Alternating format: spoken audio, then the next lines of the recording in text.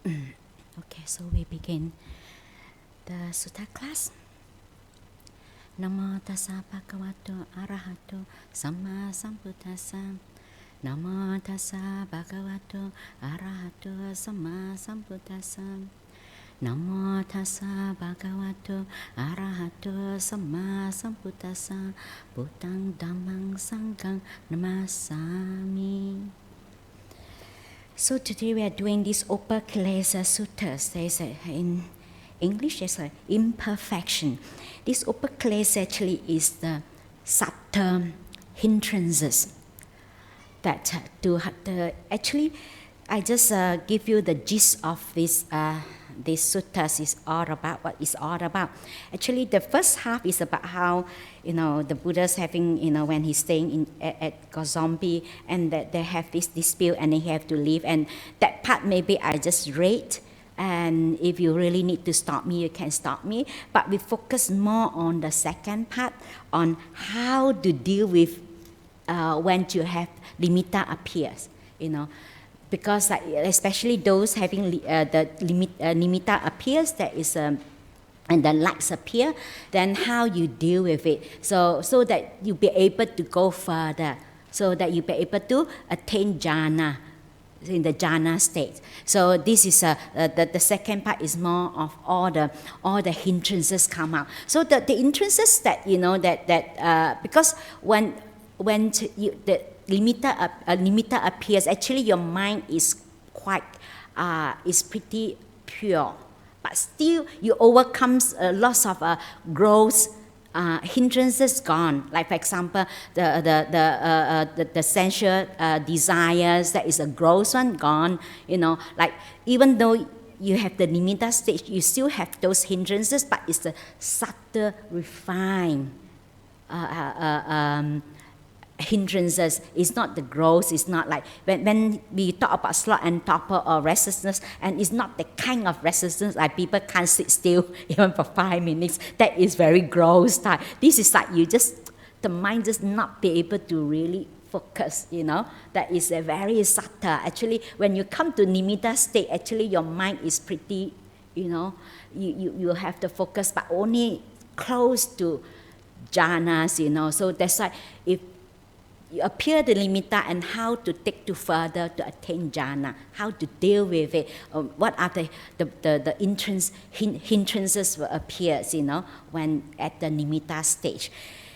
So I will just read out the first part, then the second part, how to deal with the hindrances, and I'll be focused much more on that.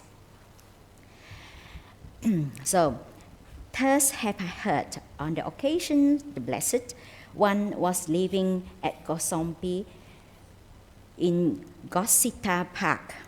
Now on that occasion, the bhikkhus at Kosambi had taken to quarreling and brawling and were deep in disputes and stabbing each other with berber daggers. So this is what the monks did. Sometimes, even they're enlightened, but they're still not free of development yet. They're still, they're still human, okay? Then certain bhikkhus went to the Blessed One, and after paying homage to him, he stood at one side and said, "Venerable Sir, the bhikkhus here at Kosambi have taken to quarreling and brawling and are in deep disputes, stabbing each other with berber daggers. It would be good, Venerable Sir, if the Blessed One would go to those bhikkhus out of compassion." The Blessed One consented in silence. Then the Blessed One went to those bhikkhus and said to them, "Enough, bhikkhus, let there be no quarreling, brawling, wrangling, or disputes." When this was said, a certain bhikkhu said to the Blessed One, "Wait, Venerable Sir, let the Blessed One, the law of the Dharma, live at ease, devoted to the blessing abiding here and now. We are the one who will be responsible for this quarreling, brawling, wrangling, and dispute." So in another way, he just said that this is none of your business. So this is our business. We are doing the quarreling. So none of your business. You go back to meditate. It's none of your business. So for a second time, for a third time, the Blessed One said, "Enough, bhikkhus, let there be no quarreling, brawling, wrangling, or disputes." And for a third time, the bhikkhu said to the Blessed One, again he said, really none of your business, Wait, Venerable Sir. So he said, we are, then, he repeating, that, we are the one who will be responsible for this quarreling, brawling, wrangling, and dispute. So he said, okay, you go back to your own abiding, go and meditate, and this is really none of your business, When the Buddha said first time, second time, so the third time also said, they told the Buddha, this is really none of your business. So then, when it was morning, Blessed One, then the Buddha said, what can he do, So he mind his own business. So he just left them. Then when it was morning, the Blessed One dressed and taking his bow and outer robe, entered Kosambi for alms. When he had wandered for alms in Kosambi and had returned from his alms round, after his meal he set his resting place in order, took his bow and outer robes, and was standing outer distances. So he said, when many voices shout at once, none considers himself a fool. Though the Sangha is being split, none thinks himself to be at fault, isn't it? Everybody thinks that's right. They're shouting at each other. They have forgotten thoughtful speech. They talk obsessed by words alone. Uncurbed their mouth, they bow at will. None knows what leads him so to act. He abused me, he struck me, he defeated me. He robbed me. In those who harbor thoughts like this, hatred will never be allayed. I think this is a very famous saying in the Dhammapada, isn't it? So if people keep thinking, this person how bad, this is, that is like the Buddha said, your anger will never be appeased by anger. He abused me, he struck me, he defeated me, he robbed me. In those who do not harbor thoughts like this, hatred will readily be allayed. For this world, hatred is never allayed by further acts of hate. It is allayed by non-hatred. That is the fixed and ageless law. Those others do not recognize that here we should restrain ourselves. But those wise ones who realize this at once end all their enmity. Breakers of bones and murderers, those who steal cattle, horses, those who pillage the entire realm, when even these can act together, why can't you not do so too? Why can you not do so too? If one can find a worthy friend, a virtuous, steadfast companion, then overcome all threats of dangers and walk with him content and mindful. But if one finds no worthy friends, no virtuous, steadfast companion, then as a king leaves his conquered realm, walk like a tusker in the woods alone. Better is walk alone, there is no companionship with fool. Walk alone and do no evil, at ease like a tusker in the woods. So that means that if you don't have a good friend, you rather not to have one. Because you associate with the fool, you become fool as well, isn't it? Get affected. So then, how we get influence, and then that's why he said if you don't have good friends, then it's rather not to have. Then having other distances, while standing, the Blessed One went to the village, Palaka Nolakara.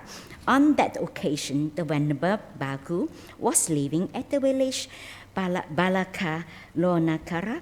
When the Venerable Bhikkhu saw the Blessed One coming in the distance, he prepared a seat and set out water for washing the feet. The Blessed One sat down on the seat, made ready, and washed his feet. The Venerable Bhikkhu paid homage to the Blessed One and sat down at one side. And the Blessed One said to him, I hope you are keeping well, Bhikkhu. I hope you are comfortable. I hope you are not having any trouble getting alms food. I'm keeping well, Blessed One. I'm comfortable. I'm not having any trouble getting alms food. Then the Blessed One instructed, urged, roused, and gladdened The Venerable Bhikkhu with talks on Dharma, after which he rose from his seat and went to the eastern bamboo park. Now on the occasion, Venerable Anuruddha, the Venerable Nandia and Venerable Kimbila were living at the eastern bamboo park. The park keeper saw the Blessed One coming in the distance and told him, "Do not enter this park, recluse. There are 3 clansmen here seeking their own good. Do not disturb them." You see, the gatekeeper don't recognize the Buddha. You see, that's why someone really enlightened, they will never show off that I'm enlightened. Look, I'm special. I'm extraordinary. So the Venerable Anuruddha heard the park keeper speaking to the Blessed One, because he heard his the Buddha's voice, and he can recognize the Buddha, and told him, "Friend park keeper, do not keep the Blessed One out. It is our teacher, the Blessed One, who has come." Then Venerable Anuruddha went to the Venerable Nandia and Venerable Kimbila and said, "Come out, Venerable Sirs, come out. Our teacher, the Blessed One, has come." Then all 3 went to meet the Blessed One. One took his bowl and outer robe, one prepared a seat, and one set up water for washing the feet. The Blessed One sat down on the seat, make ready, and wash his feet. Then those 3 venerable ones paid homage to the Blessed One and sat down at one side. And Blessed One said to them, "I hope you all are keeping well, Anuruddha. I hope you are comfortable. I hope you are not having any trouble getting arms full." Then Anuruddha replied that we are keeping well, Blessed One, we are comfortable, and we are not having any trouble getting arms full. I hope, Anuruddha, that you are all living in concord with mutual appreciation, without disputing, blending like milk and water, viewing each other with kindly eyes. Surely, Venerable Sir, we are living in concord with mutual appreciation without disputing, blending like milk and water, viewing each other with kindly eyes. But Anuruddha, how do you live thus? How can you live like that, harmoniously together? So the Buddhas want to know how they be able to live harmoniously together, no dispute, no quarreling. So he said, Venerable Sir, so as to that, I think this is a gain for me. It's a gain for me that I'm living with such companions in the holy life. I maintain bodily acts of loving kindness towards these venerable ones, both openly and privately. I maintain verbal acts of loving kindness towards them, both openly and privately. I maintain mental acts of loving kindness towards them, both openly and privately. I consider, why should I not set aside what I wish to do and do what these venerable ones wish to do? Then I set aside what I wish to do and do what these venerable ones wish to do. We are different in body, Venerable Sir, but one in mind. The Venerable Nandia and Venerable Kimbila each spoke likewise, adding, that is how, Venerable Sir, we are living in concord with mutual appreciation, without disputing, blending like milk and water, viewing each other with kindly eyes. Good, Anuruddha. I hope that you all abiding diligent, ardent, and resolute. When the Buddha said abiding diligent, ardent, and resolute, that means that you are meditating, then surely, Venerable Sir, we abide diligent, ardent, and resolute. But Anuruddha, how do you abide this? So he said, okay, yes, you're meditating, So how's your meditation? How do you abide this? He said, Venerable Sir, so do that. Whichever of us, first come from the village, with arms foot prepare for the seat, set out, because they said it's so important when he said that you be able to live harmoniously together, because it's so important, is support your meditation. Imagine if you live in an environment, isn't it, not harmonious, how come you be able to abide, to be able to meditate? You can't, isn't it? So much quarreling, and then after quarrel, you try to get and sit, is keep repeating, isn't it, what the person said. So they said this is how they said, how do you abide this, So he said, Venerable Sir, as to that whichever of us returns first from the village with alms food, prepares the seat, set out the water for drinking and for washing, and puts the refuse bucket in its place. Whichever of us returns last eats any food left over, if he wishes. Otherwise, he throws it away where there is no greenery, or drops it into water where there is no life. He puts away the seat and the water for drinking and for washing. Puts away the refuse bucket after washing it, and he sweeps out refectory. Whoever noticed that the pots of water for drinking, washing, or the latrine are low or empty, takes care of them. If they are too heavy for him, he calls someone else by signal of hand, and they move it by joining hands. But because of this, we do not break out in the speech. But every 5 days, we sit together all night discussing the Dhamma. That's how we abide diligently, ardent, and resolute. So that's how, like throughout, they don't have to talk so much, They know each other, and like they're not like calculative, So how much you do, how much I do, so that someone do this, I will do that, They say I know sometimes in some community they're so calculating that they're discounting, so very calculative, you have to distribute, the work have to be equally. Sometimes it's very difficult, isn't it? If you see someone doing that, you have to do that, isn't it? So if someone filled up the water, then you have to empty the water, So just don't have to speak a lot, and we don't have to be so calculative, that who did more. Maybe I do more, the other person do less, Then how come you be live in harmony like that, isn't it? So you don't have the peace of mind, and this is how they look with each others, with kindly eyes, with loving eyes, caring eyes, So that's why they maintain their mindfulness throughout.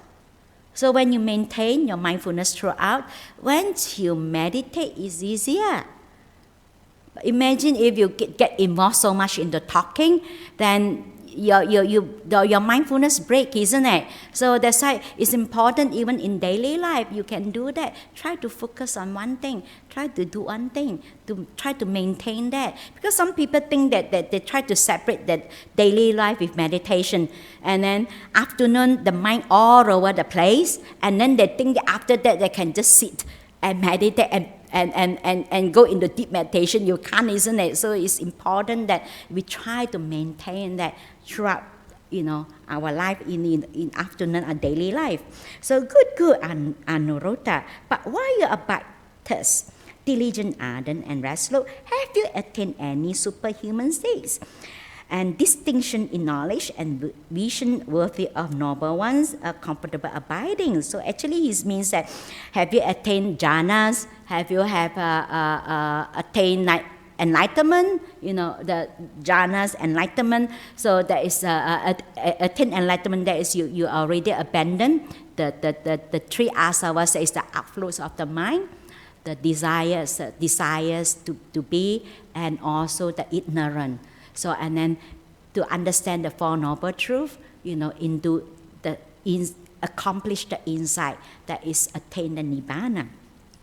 So he said, good, Andara, but what you're abiding, okay. Then he said, Venerable Sir, as we abide here diligent, ardent, and resolute, we perceive both lights and vision of forms.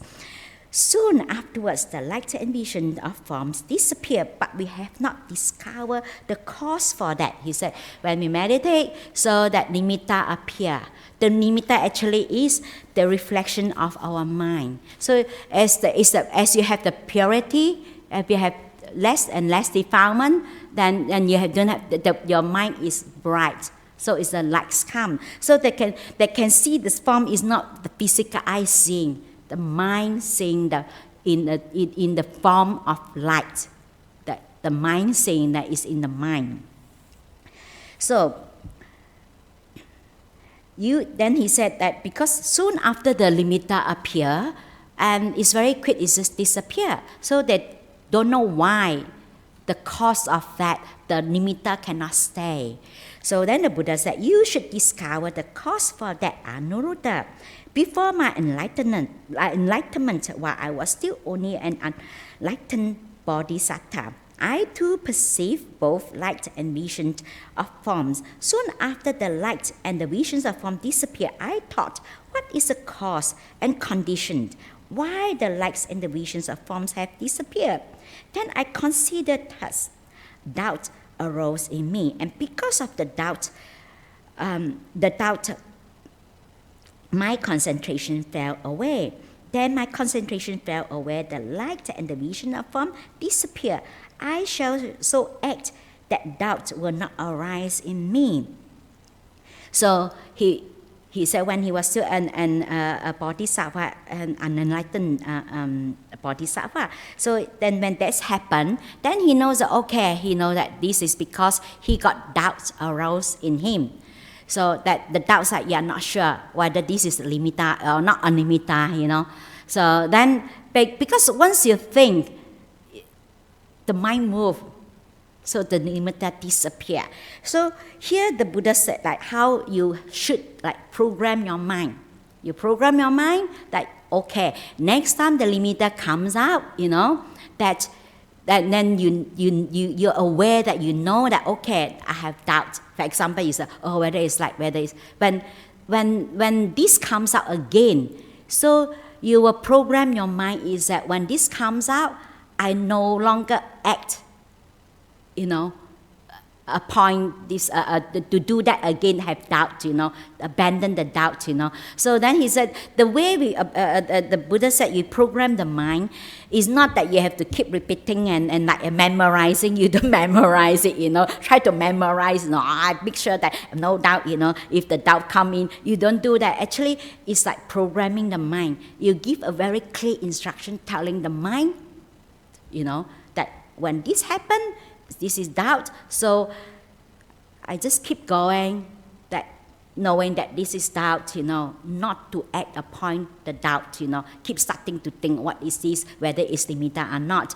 So that's like to program the mind. Actually, it's just like, for example, like you listening to the talks now, listening to the sutta class, we talk about that. I remember last time when I read one sutta, it's about how to overcome fear. So and that time when I read the suttas, because I was fully very attentive and really mindful and really fully reading the suttas, then after reading that, I don't remember that, I forgot, But when that time I've experienced that fear, and this pops up, oh, I remember, this is what the Buddha said. If the fear comes, if you are walking, you continue walking. If you are sitting, you continue sitting. You just maintain that posture. Actually, you don't have to keep memorizing. It will pop up. When you have a clear instruction, it's like programming the mind. So you can only do that when you are really attentive, like fully attentive and mindful. Because part of the mindfulness is that you be able to remember. So if we are sitting here, even though we listen, but we are not really here. So then it's really don't go in. Some people think that they keep telling themselves, for example, sometimes they're repeating the same mistake. Then they keep telling themselves off, I told you already, how many times, you shouldn't do it. And then, and actually sometimes when you do that, you become like having expectation.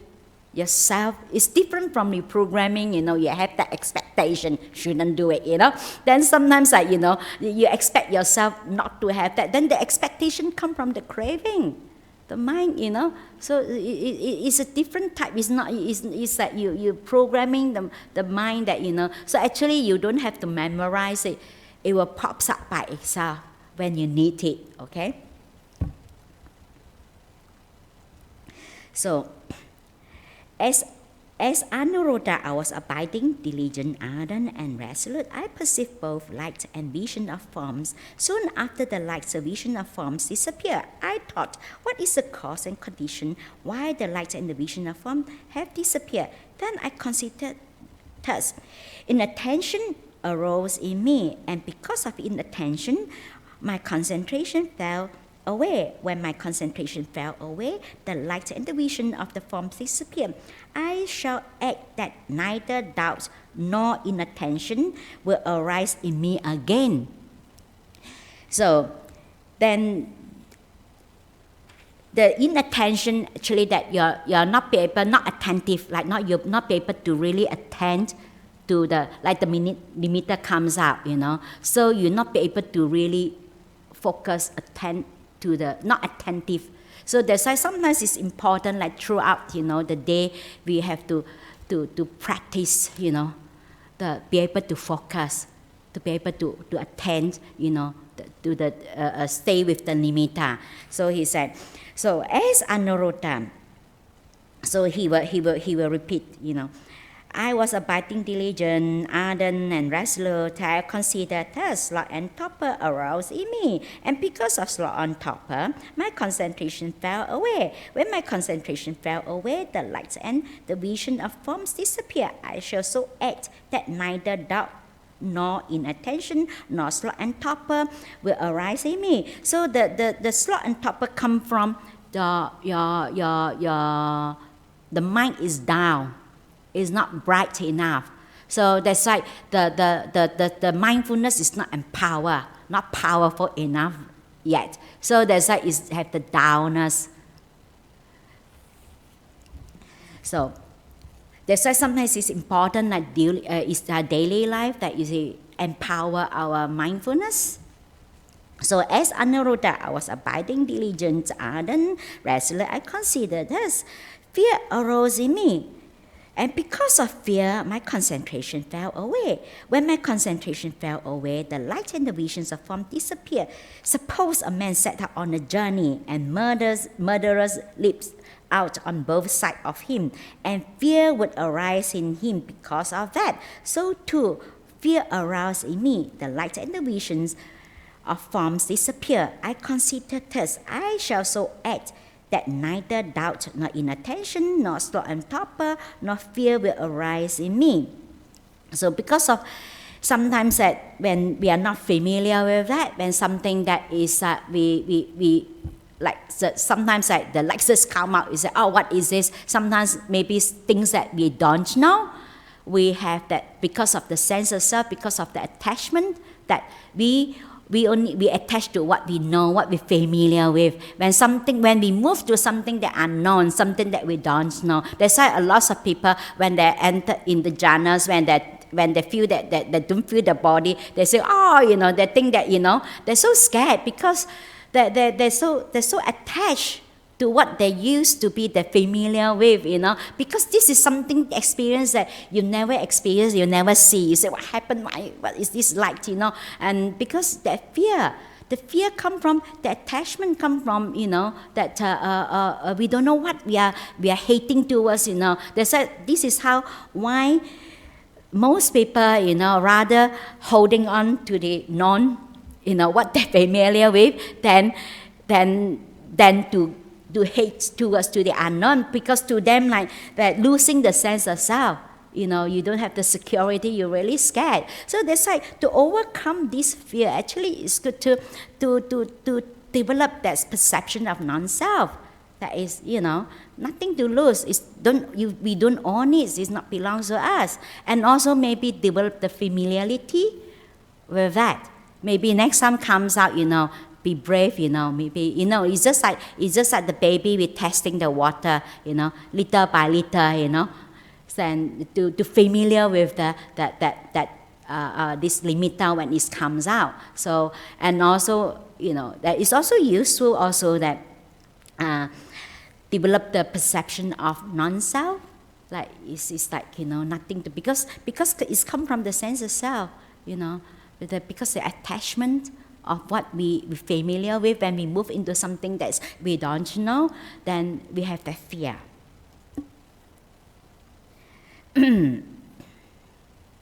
So we move down to 20. As Anuruddha, I was abiding diligent, I considered thus.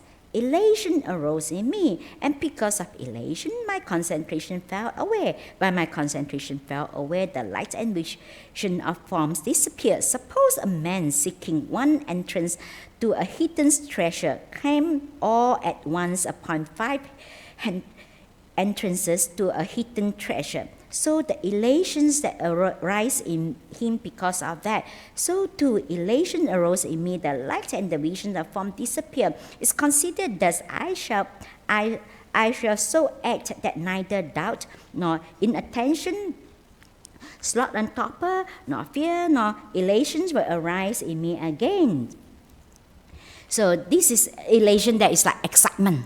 Like some people, they see a little bit like, oh, I have limiter, finally I get limiter, very excited. So when you're excited, gone, isn't it? So excited, move, because the excitement is stir the mind. Like people, they're longing for limiter. At last I have limiter.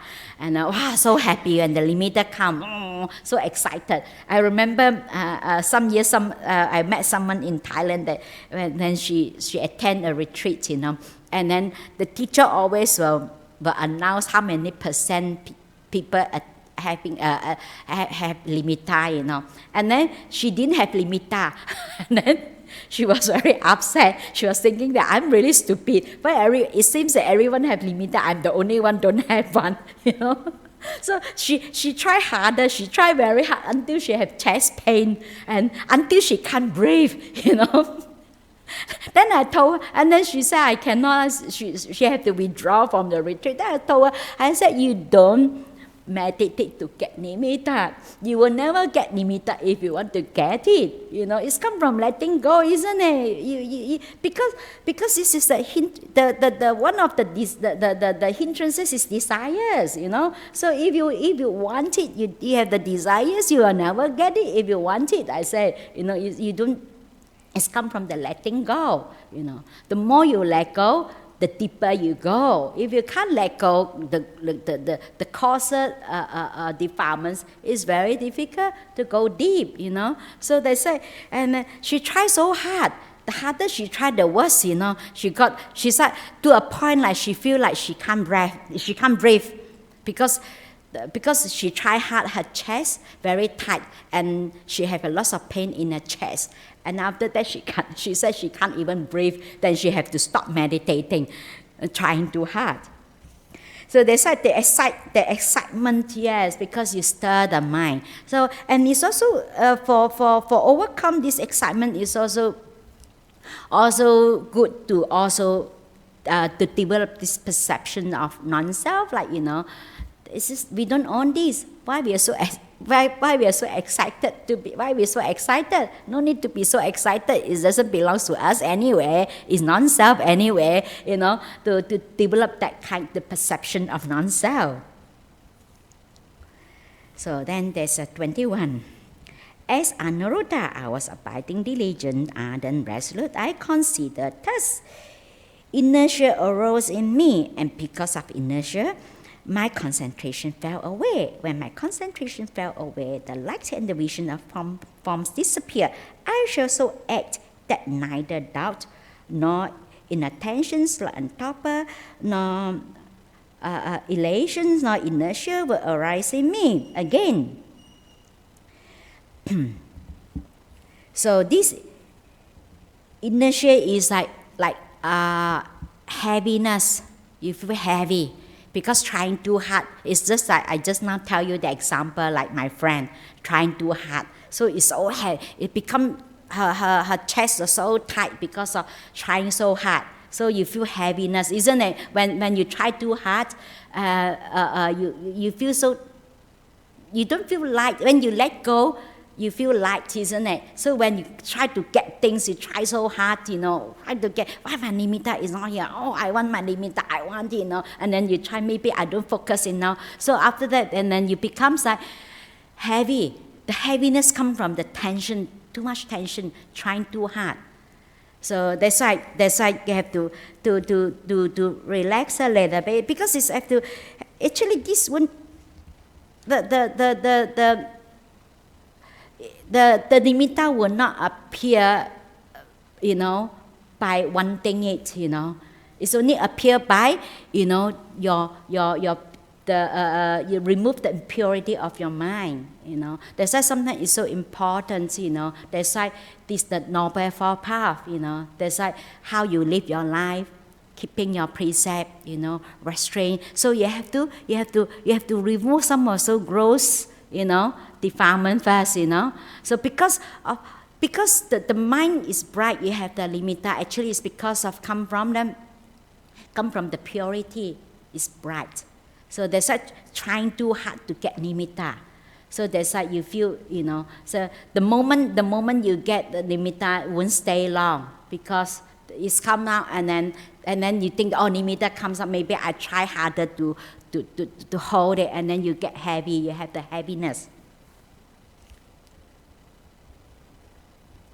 So as Anuruddha, I was abiding, diligent, ardent, resolute. I considered thus excess of energy aroused in me, and because of excess energy, my concentration fell away. When my concentration fell away, the light and the visions of form disappeared. Suppose a man were to grip a quill tightly with both hands, it would die then and there. So too an excess of energy arose in me, and the light and the visions of form disappeared.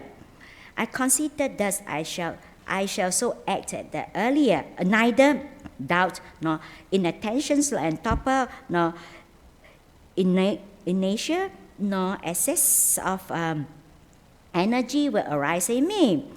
As Anuruddha, I was abiding, diligent, and I finished the 23rd one. First and only I explained that. As I was abiding diligent, I considered thus deficiency of energy arose in me, and because of deficiency of energy, my concentration fell away. When my concentration fell away, the light and the visions of form disappeared. Suppose a man were to grip a quill loosely and it would fly out of his hand. So too a deficiency of energy rose in me. The light and the vision of form disappear. I considered thus I shall so act that neither doubt nor inattentions nor torpor nor excessive of energy nor deficiency of energy will arise in me. I think elation also, and in nature also. I don't repeat. So now they talk about excessive energy and deficient energy. That's when the nimitta appear. Sometimes we too much, we holding too tight. We say, oh, that means so that we use too much energy, too much to try to hold it. So when you try to hold too hard, so the nimitta will disappear. Actually, it's not the nimitta move. Actually, it's our mind move. Because when you try too much, to try to hold too hard, so you cannot hold too hard. It's just nice, the nimitta. It's just enough to be able to just focus, but not too much, Too much energy, excessive energy, like holding too hard. So then neither, they said, deficiency energy, that means like too loose. Like too loose, then it fade away, But you have to be just nice. You be able to really focus. But if too loose, then you're not really, you're not that focused. Then it's go away, So you have to be just like he said, just nicely hold it, just nice, not too hard. Try to hold it and not too loose like that. So it's just nicely, the nimitta holding it. Then the nimitta can stay. So he said neither excessive energy nor deficiency energy. That means that you don't hold the nimitta too hard or too loose, too tight. Sometimes we try to hold too tight. We afraid the nimitta will go away, so we try to hold it very tight. So it's too tight. So you have to, then too loose also, the nimitta also fade away. So too tight, the nimitta also fade away. So the 24th. As Anuruddha, I was abiding, diligent, ardent, resolute. I considered thus. Longing arose in me, and because of that longing, my concentration fell away. When my concentration fell away, the light and vision of forms disappeared. I shall so act that neither doubt nor inattention, slow and torpor, and what else, and in nature, and so on. I don't repeat that, okay? So, nor longing, so a deficiency of energy nor longing will arise in me again. So this longing is like you expectation, the wanting the nimitta so much. So because of your expectation, you wanting so much, because whenever we crave, the mind move. Because the mind move. Actually, sometimes people keep saying that, oh, the nimitta move, the nimitta go. Actually, it's not the nimitta move. Actually, it's our mind move. So when we crave, the mind move. Once you move, the nimitta, because the nimitta is actually is the reflection of the mind. So when your mind move, that's why the nimitta disappear. So that's why it's because of we longing so much, I want, There's sometimes, but this longing, this longing, like this wanting, this desires is not the gross like sensual desires, but this is a very subtle desires that you wanting to have nimitta, expecting, come from the expectation, come from the craving. So on this go to 25th. As Anuruddha, I was abiding, diligent, I considered thus. Perception of diversity arose in me, and because of perception of diversity, my concentration fell away. When my concentration fell away, the light and the vision of forms disappeared. I shall so act that neither doubt nor inattention, slow and torpor, and so on, nor longing, nor perception of diversity will arise in me again. So the perception of diversity, that is that when you focus on the nimitta, is a light. So rather than you just focus in the center, focus in the middle, you try to look at the side. When the side, then you can see whether the nimitta is big or round or square or what color. So it becomes like diversity. So you are not centered, you are not synchronous, you are not focused, you are not one-pointedness. So you are not focused in the middle. So actually, when the nimittas comes out, actually you look at the right in the middle and zoom in, but not to try to look at the side. When you look at the side, you can see all the shape, isn't it? Like I know some people said to me that the nimittas, they try to look at the color, and some people tell me that nimittas like transparent, So actually, you don't focus on that. That becomes a diversity, isn't it? You look at the shape, you look at whether is what color, red, blue, yellow, Actually, even you practice those kasina, even blue kasina, whatever kasina. Actually, eventually, this comes out the blue light. Actually, you focus on the light. You don't focus on the color. It's the light. Even with the fire kasina, you don't focus on the fire, the flame comes out, that nimitta, the flame. You focus in the middle of the light. The flame come out. So that is the brightest one in the middle, the brightest one. You focus that, but not try to look at the whole nimitta, the whole shape, So this becomes a diversity. So you lack of that synchronous, lack of that one-pointedness. That's why it's so important that, daily life, you practice that. I know some people, they're happy in their life, they just do a bit of, reflections, and then they're happy, or they try to develop contentment. Oh, how lucky I am, I'm staying here, oh, I'm so wonderful, I inspire. Yes, but you never go deep. You always, because have to go to try to develop that one-pointedness, focus. Whatever you do, you focus.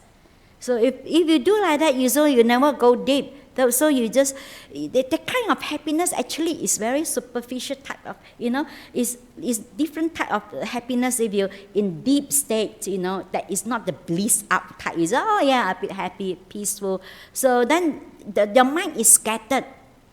Your mind is scattered all over the place. It's not one pointedness. That's why it's so important in daily life when we work. So we sweep, make sure we sweep. Then sometimes people sweep and look, what is there? What is that? Come back, sweep. What is that? What is that? Then you never develop that. So there's I know some people avoid, that don't like to go with the breath because they find it difficult to focus. But you have to train them. The mind needs to be trained. You train the mind. Even though, you start training your mind to focus, even though your mind wander off many times, you keep bringing back. Even though you keep bringing back, even sometimes you cannot focus long, but you already develop that one-pointedness, singleness, isn't it? You start to develop that. But if you don't start to do that, you keep doing that, you always so superficial, never go deep. So it doesn't matter. Like I know some people don't like to focus on one thing. They like to do like reflection, to develop contentment, to do that, So it's actually it's not that it's bad, but you can never go deep, So you have to train yourself, to that one-pointedness. The mind have to be focused. Whatever you do, you are very attentive. You are fully there. Whatever you do, actually, that really strengthens your mind. Your mind. Your mind is very steady. That is the inner stability. If not, your mind will be like people like that. The mind is very scattered. So then they very easily draw in outside. When outside whatever. Like other people emotion or whatever, that because the lack of the inner stability, they just, because the mind is scattered, the mind is not steady. So that's why you have to train our mind in daily life. Even though we find it difficult to focus, it doesn't matter. Start to train your mind. Doing that, even your mind keep wander off 1,000 times, 100 times, how many thousand times, keep bringing it, keep bringing back, that actually you develop the strength, You have to keep doing that. You have to develop that.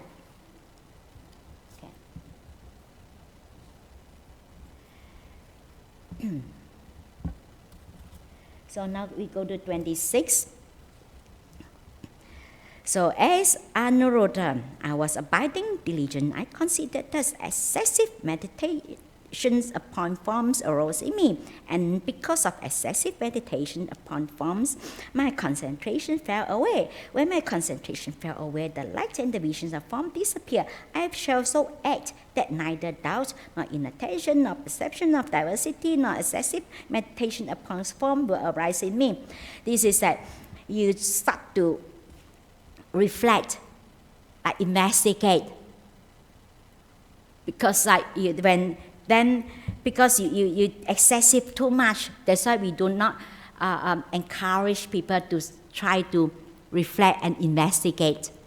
You only investigate and reflect after the meditation. Like for example, after jhanas, that you have that time you reflect. You don't try to investigate when the nimitta comes out. This is not the time, because the moment you reflect, you investigate, actually your minds move again. So you miss it, isn't it? The mind move. So that because of excessive, reflection, not investigation. So that's not the time to reflect or investigate. So you have to. So that's why you program the mind. So next time the nimitta come out, make sure I don't reflect. I just stay with that, So then 27. When Anuruddha, I understood that doubt is an imperfection of the mind, I abandoned doubt.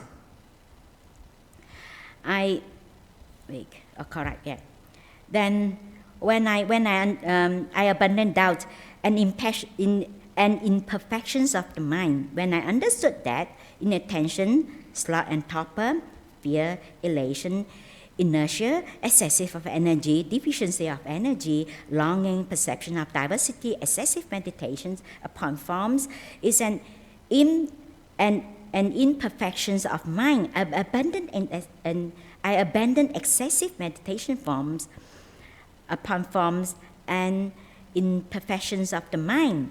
As Anuruddha, I was abiding. So he said, when I be able to abandon this imperfection, this subtle, refined hindrances.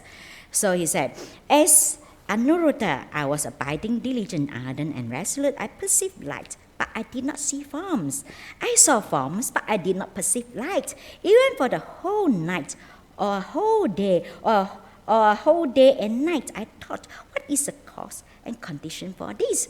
When I considered thus, on the occasion when I do not attend to the sign of form, but attend to the sign of light, then I then perceive the light but do not see form. On the occasions when I do not attend to the sign of light but attend to the sign of forms, then I see the forms but do not perceive light, even for a whole night or whole day and night. As Anuruddha, I was abiding, diligent, ardent, and resolute. I perceived limited light and saw limited forms. I perceived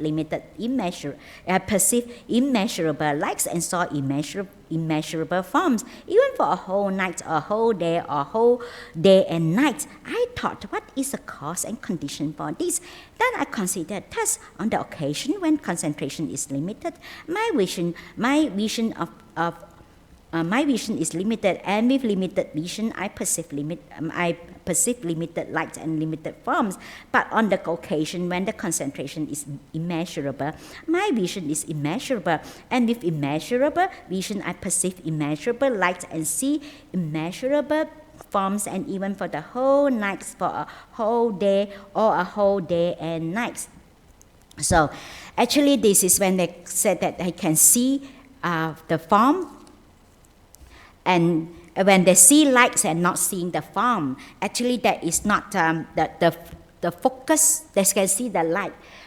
That means the light is scattered. The focus is not enough. That's why it's scattered. So that's why you have to develop the samadhi. So the samadhi to be able to stay. So then they be able to see the form but not the light. Actually is that the mindfulness, the energy is not enough. So the energy actually is empowered by mindfulness. You have to have a strong mindfulness, because when you have strong mindfulness, you have energy, isn't it? So in this Noble Four Path, so you have Sila, Samadhi, Panya. So the Sila, that is the cultivation. The Sila is the morality, and then the Samadhi actually is the cultivation of the mind. So the cultivation of the mind, you have to have, you have to have a Samadhi. You have to be able to focus. Then you have to have energy, viriya, and then mindfulness. So when they talk about the other one, when they talk about the limited light and limited form and immeasurable light and immeasurable form, that means when our samadhi is when our mindfulness is very strong, super duper mindfulness. So then it's very bright. Isn't it? When we have a strong mindfulness, our mind is very bright. It's like you turn on a very bright light, like a flashlight, it's just shine on you. But those when your samadhi is not, when your mindfulness is not that strong, is not. So then it's just like the light. It's just like maybe 15 watt, 20 watt. It's just not powerful. So that's why these three come together, become powerful. So that's why the cultivation of the mind, you have to have the viriya, the energy to sustain. You have to have the samadhi. You have to be able to have the focus, the synchronous, the one-pointedness, and you have the super duper mindfulness. Then this is the samadhi, the jhana. You have to have this. So you can, if you have only samadhi, is not, if just the focus is not good enough. You know, you have to have powerful mindfulness, and also you have to at the energy to keep going, you know, that you be able to stay on the object for long. And because when you have the energy, you don't, for example, when we have the strength, isn't it? It's easy for us to live, isn't it? When we don't have the strength, we struggle. we struggle. We don't have the energy, we struggle, isn't it? So when you have the energy, it's so easy, isn't it? And your mindfulness, is so bright. Your mindfulness is so powerful. Super duper mindfulness is so bright. And your focus is so easy to focus.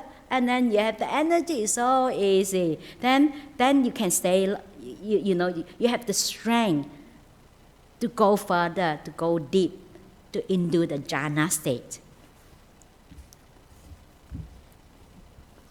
So then we come to 30. So when Anuruddha, I understood that doubt is an imperfection of the mind and had abandoned doubt and imperfections of the mind. When I understood that inattention is an imperfections of mind, and I had abandoned inattention and have abandoned slow and torpor, abandoned fear, abandoned elation, abandoned inertia, abandoned excess of energy, abandoned deficiency of energy, abandoned longing, abandoned perception of diversity, abandoned excessive meditation upon forms, and imperfection of the mind. Then I thought, I have abandoned those imperfections of the mind. Let now develop concentration in 3 ways. So now you move into the jhana state because they have abandoned the subtle, those refined hindrances. So then the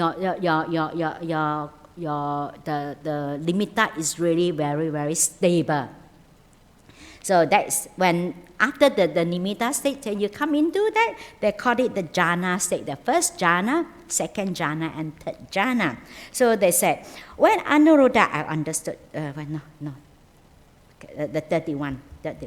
So thereupon Anuruddha, I developed concentration with apply, actually, because this is the translation, they say apply thoughts and sustain thoughts. Actually, it's not thinking. It's just like they say, like you be able to apply, like be able to apply your mind, onto the object and be able to sustain, to keep it onto the object.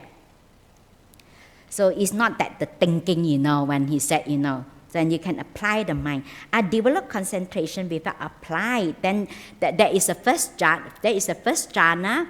That is, you be able to apply your mind, focus on your mind onto the object, and you be able to sustain.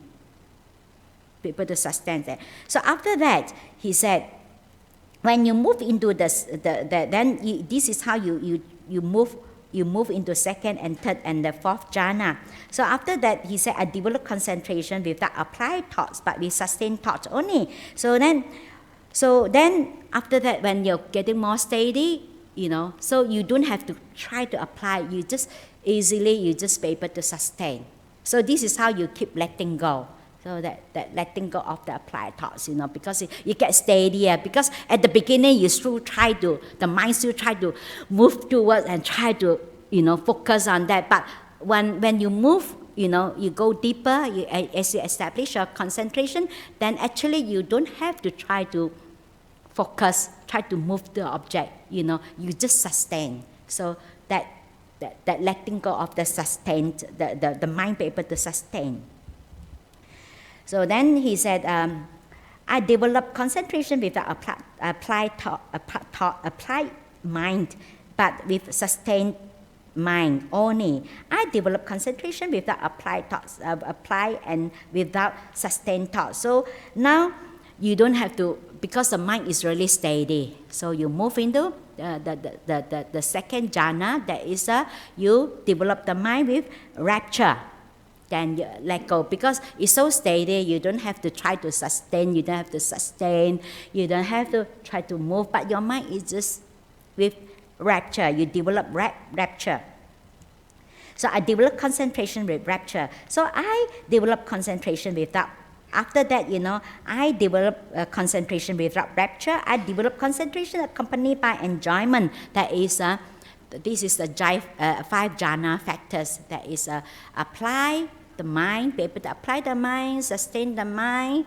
Then you come into the rapture, piti, we call it piti. Then you let go of the piti. Then you develop the joy, the sukha,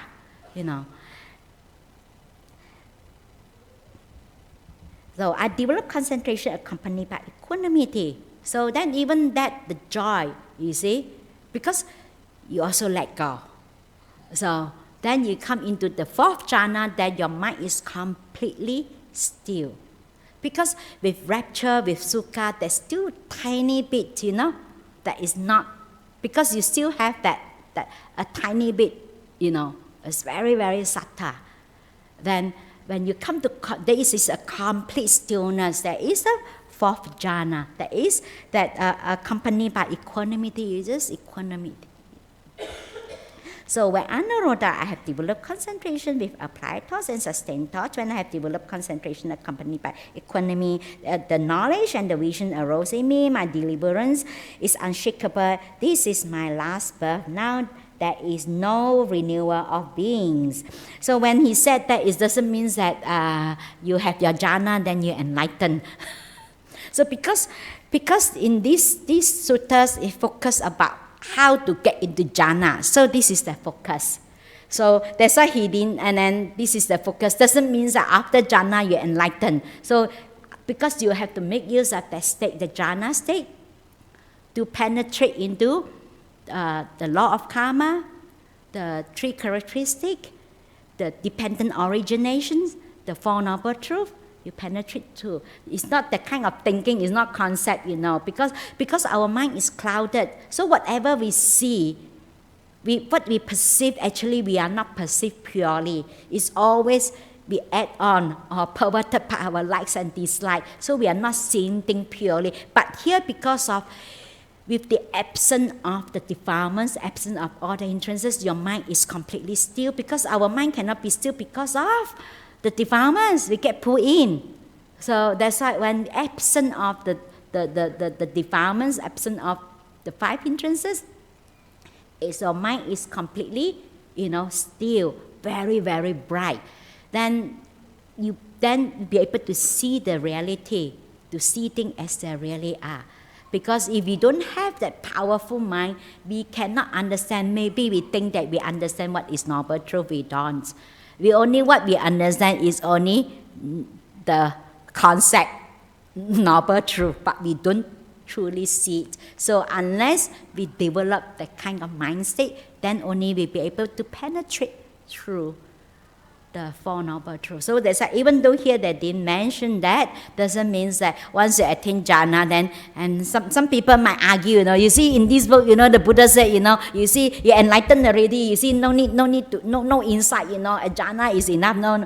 It's just, sometimes this is how, because in these suttas, they mainly focus on that when someone have limitta state, at the limitta state, when the limitta appear, how they going to deal with the very refined, subtle hindrances and take them into jhana. So that's why they didn't mention that, doesn't mean that no need to have insight. So, but we need to have jhana. It's just like in the Dhammapada, the Buddha mentioned, no insight without jhana, no jhana without insight. That means you have to have small insight to accomplish you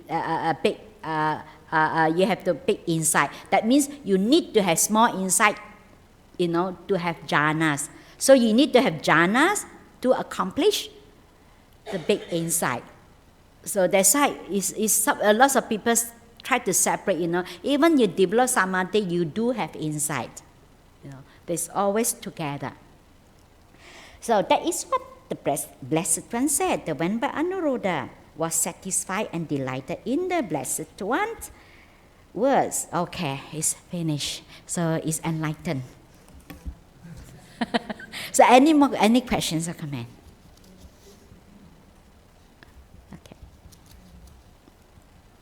I've heard it say that if you use concentration to meditate, you won't go anywhere, because it should be about letting go and not concentrating. Actually, because they use the translation concentration, actually is more like the stillness. When your mind becomes still, the stillness comes from letting go. But because of the translation, they say concentration. Actually, it's not the kind of concentration like we concentrate, Actually, it's come from, because of letting go, because come from the wisdom, our mind become still. Actually, that's why I personally also agree with what Ajahn Brahm said. Actually, stillness is more the more like, I also agree with Ajahn Brahm. I also prefer stillness. Actually, come from the stillness. Your mind becomes still. It's not a concentration like, like those like athletes, sportmen, they have to concentrate. Actually, it's not that kind of concentration. But sometimes because of the translation, because sometimes like from one language to another, sometimes you can't find, you can only find a close enough words to translate, That's the problem. But actually, that's why I agree with Ajahn Brahm. The best that he said stillness actually come from the stillness when the mind becomes still. Okay, does it answer your question? Okay.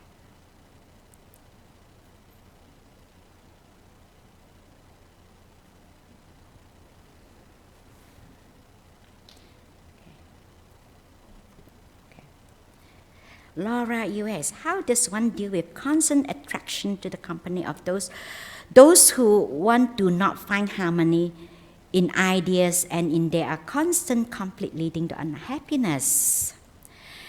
So the only way is that not to associate with them, isn't it? And you cannot change them. And sometimes it's difficult, but we like for example, sometimes when I give advice to people, like you don't associate with the person, that is not a good friend, that have a lot of very negative, doesn't mean that you have to be nasty to them, isn't it?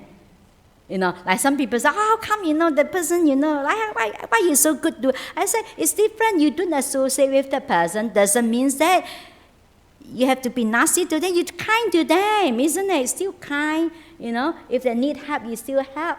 But you just have to, just like the beginning, the Buddha's already mentioned. You see, if you have company like that, you're better off not to have any friends if it's not a good friends, isn't it? You're rather alone. So that's why I used to tell people, make yourself your best friend, isn't it? Ultimately, you yourself be your own best friend. So because, at the end of our life, we are the one. Even our friend cannot hold our hand, move on to the next life. Actually, we ourselves, we have to put up with ourselves. So we make friends, we become our own good friends. So any more questions or comments?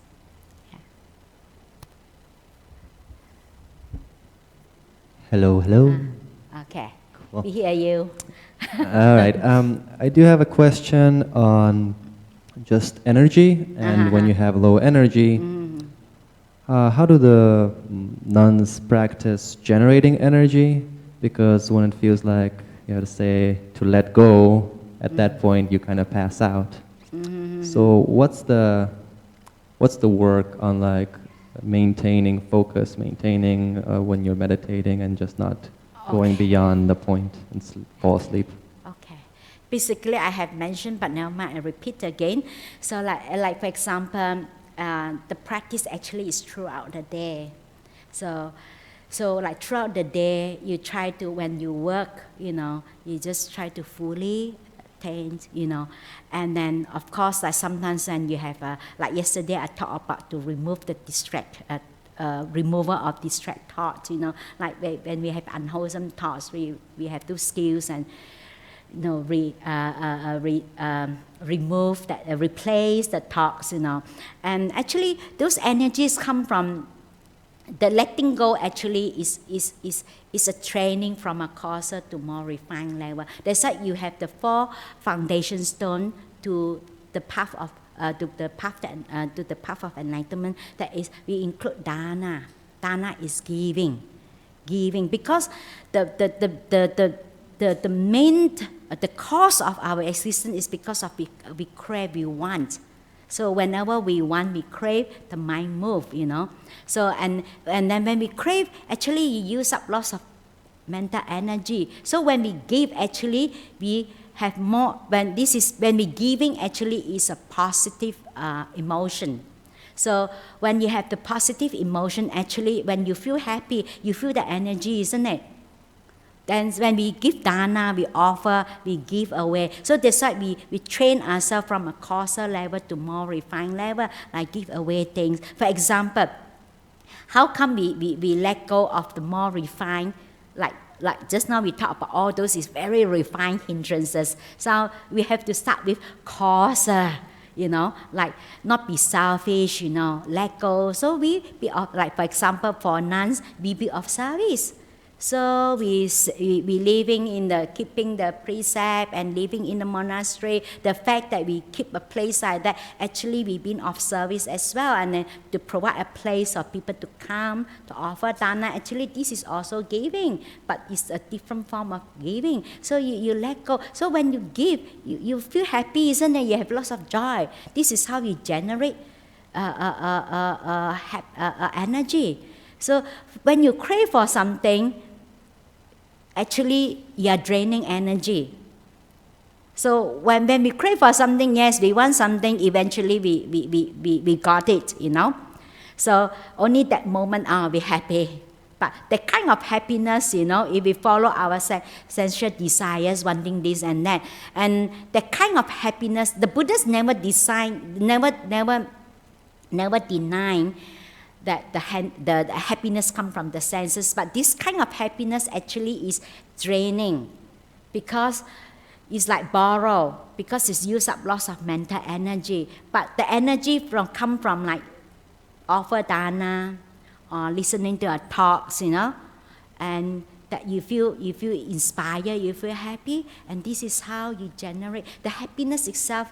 Is an energy. Like for example, when someone have no energy, they feel very down, and they have sadness, and they have depression.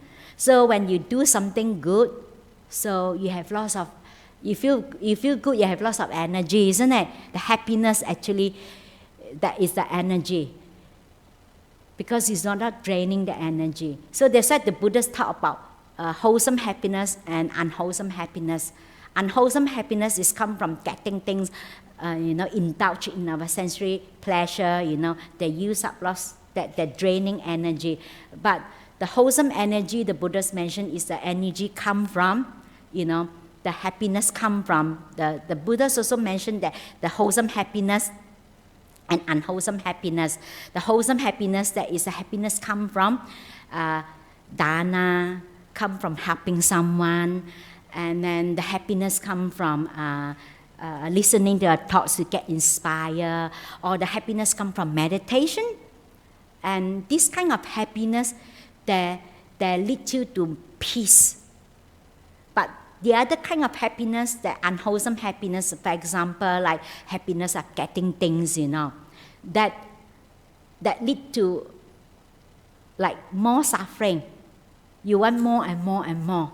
You can never stop. The only way to stop, the only way, that is to stop the suffering, that is stop wanting. So the craving, actually the second noble truth, actually is the cause of the suffering, because of the craving. We keep wanting. So when we want, the mind moves. So when we give, actually, next time when you give something, when you do something good, you pay attention to your body, you can feel that is a difference. When you give, you feel your body relax, isn't it? You feel, when you crave, you feel your whole body very tight. It's just I already mentioned, when you hold on to things, you use up lots of energy. It's very tight, so it's draining. So when you give, actually you relax, and then you feel happy. When you're happy, that is the energy. You know, when you do something good, you are very happy. You have lots of energy. So that's answer your question. Yes, thank you very much. Because wherever there is unwholesome emotion, they use up energy. So that's why you develop this wholesome emotion, you know, that when you have this positive emotion, you accumulate energy, you have lots of energy. So that's why actually people think that when Buddhists, when the Buddhists taught this Four Noble Truths, people think that some people said you're born to suffer, you have to suffer. It's not. Actually, we suffer because we don't understand suffering. That's why the first Noble Truth has to be fully understood. So actually, it's a happy path. So only happy mind can do it. If people are miserable, it's difficult. If you're too miserable, very difficult to focus, very difficult to meditate. Actually, this is a happy path. It's not that you have to suffer in order to get enlightened. Okay. Okay. One more question.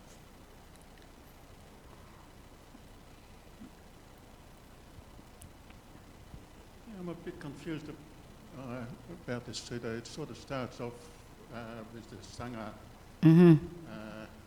not living in harmony, and then it sort of goes to Anuruddha and where they are living in harmony, and then it sort of goes on to Nimitta and Vitarka. Okay. Actually, it's just like you know. It's actually because the Buddha, that's what happening. Then the Buddha have to leave. But that's why. And then when he go to Anuruddha, and then they ask how you live, but they live in harmony. That's why. If you not be able to live in harmony, you not even started yet your practice. That is the most basic. If you not be able to live harmoniously together, you're not started yet your practice. That is the most basic foundation. Because of actually there is some related too. That's why he asked how Anuruddha, how your practice, how your meditation, because they live harmoniously together. And they maintain their mindfulness, they don't talk so much when they do, and then you know they care for each other, love, they're caring for each other's, having thoughts of loving kindness, you know, and then look at each other's with kindly eyes, you know. And actually it's important, these qualities actually to support your mind. Imagine if you're negative, very difficult to be focused, isn't it? Anger, you know, like for example, someone said something negative to you, or you get upset with someone, you try to meditate, you can't meditate. So that's why it's so important how you live your life. So sometimes people think that only if I can focus enough, you know, sit in meditation, use my willpower, then I can get enlightened. You cannot. So how you live your life is important. It's part of the practice. You know, that's why sometimes people talk about non-self, and then they're so selfish, you know, they can't even let go, and they talk about non-self, you know. That's why sometimes we have to go back to, at least you have to start with the basic. But some people are not realistic, you know, they want high dharma, you know, they can't even do the basic, can't even live harmoniously with maybe with the fellow monastic. So how to become peaceful, how to meditate, you know? Does that answer? Does it make sense to you answer the question? Yes, I'm just wondering what happened to the monks at Kosambi though. And then later, you know what happened? Because of the lay people get fed up with the monks, they don't feed them. So that's why if the monks or nuns naughty, you don't feed them. Then they know, then they will not be naughty. Then after that, then they realize it when the lay people don't feed them. Then they go and call the Buddha and ask the Buddha come back. And that's why if the monks and nuns naughty, you don't feed them. So any more questions or comments? Two more. When you were talking about light and form, what was it meant by the form? Actually, he said that, for example, when you see the nimitta, when he said lights and form, actually he said the form, you see the lights you see form, it's in your mind, in the form of light. The nimitta is still a form, but it's in the form of light. Like for example, some people see nimitta very big, that is the nimitta.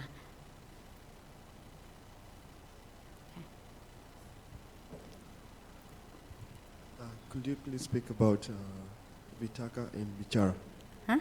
Vitarka and Vichara. I can't hear. Vitarka and Vichara. Vitarka and Vichara. That Vitarka, there is actually they talk about the apply and sustain.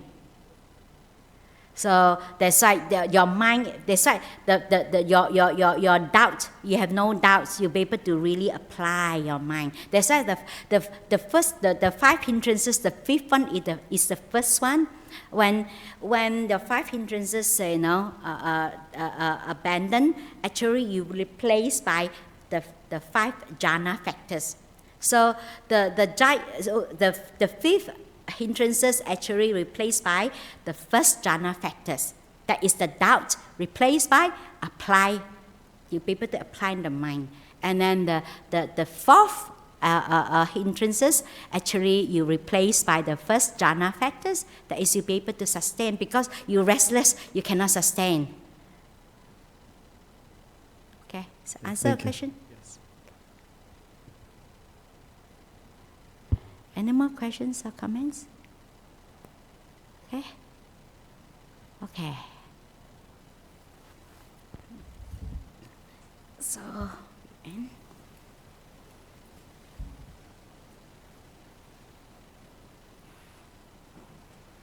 Arahang Sama Sambuddho Bhagava Buddhang Bhagavantam Abhivade